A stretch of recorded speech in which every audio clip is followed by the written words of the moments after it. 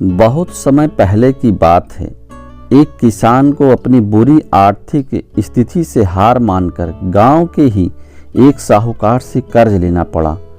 लेकिन काफ़ी वक्त बीत जाने पर भी वह साहूकार का ऋण नहीं चुका पाया। गांव का वह साहूकार बूढ़ा और देखने में बदसूरत था। उसके अनुचित स्वभाव के कारण गांव में उन्हें कोई पसंद नहीं करता था। किसान के परिवार में उसके और उसकी बेटी के सिवा कोई नहीं था। उसकी लड़की बहुत ही सुंदर थी और अच्छे स्वभाव की थी। किसान ने उसे बड़े ही लाड प्यार से पाला था। वह अपने पिता के साथ ही खेतों में काम करती, पर एक दिन वह बूढ़ा साहूकार उसकी नज़र उसकी खूबसूरत लड़की पर पड़ी और वह उस पर मोहित हो गया। वह मन ही मन उससे विवाह करने की सोचने लगा।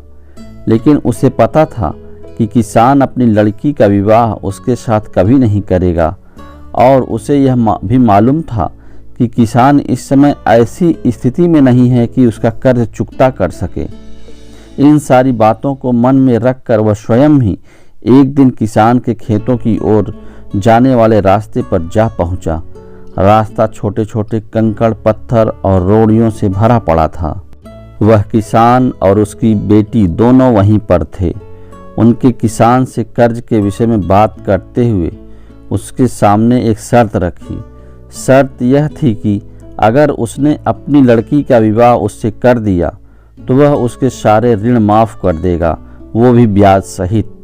साहूकार की इन अजीब गरीब शर्त से किसान और उसकी बेटी भयभीत हो गए। उस धूर्त साहूकार ने आगे सुझाव देते हुए दोनों से कहा कि चिंता करने की कोई बात नहीं। इस शर्त का फैसला न मैं करूँगा न आप। इसे आप अपने भाग्य पर छोड़ दें। इतना कहते हुए उसने अपनी जेब से एक पैसे की खाली पोटली निकाली और उसे दिखाते हुए कहा कि मैं इसमें एक काले रंग का और एक सफ़ेद रंग का कंकड़ रखूँगा। उसके बाद तुम्हारी लड़की को बिना देखे इस पोटली से एक कंकड़ निकालना होगा और शर्त यह रहेगी कि अगर उसने काले रंग के कंकड़ को निकाला तब उसे मुझे विवाह करना होगा और तुम्हारे कर्ज भी माफ़ कर दिए जाएंगे। अगर तुम्हारी लड़की ने सफ़ेद रंग के कंकड़ को निकाला तो उसे मुझे विवाह नहीं करना होगा और फिर भी कर्ज माफ़ कर दिए जाएंगे। लेकिन अगर इसने कंकड़ निकालने से मना कर दिया तो फिर तुम्हें जेल की सलाखों के पीछे जाना होगा। जैसे ही किसान और उसकी लड़की को उसकी शर्त पर आपस में बात करने लगे, तभी साहूकार अचानक कंकड़ों को उठाने के लिए नीचे झुका। उसने जैसे ही 2 कंकड़ों को उठाया, उसी समय किसान की लड़की की नज़र उस पर पड़ गई। उसने देखा कि साहूकार ने 2 काले कंकड़ ही पोटली में रख दिए, जबकि नियम के अनुसार होना चाहिए था वह एक काले रंग का और दूसरा सफ़ेद रंग का कंकड़ खाली पोटली में रखता। खैर, उसके बाद साहूकार ने लड़की को पोटली से एक कंकड़ निकालने के लिए कहा। किसान की लड़की ने साहूकार से कहे अनुसार ही पोटली से एक कंकड़ निकाला और उसे बिना देखते हुए जानबूझकर कंकड़ पत्थरों से भरे रास्ते में धीरे से उछाल दिया, जिससे जल्द ही वह काले रंग का कंकड़ भी अन्य कंकड़ों से मिल गया। उसके बाद उस लड़की ने झूठा खेद व्यक्त करते हुए कहा, ओह कितनी लापरवाह हूँ।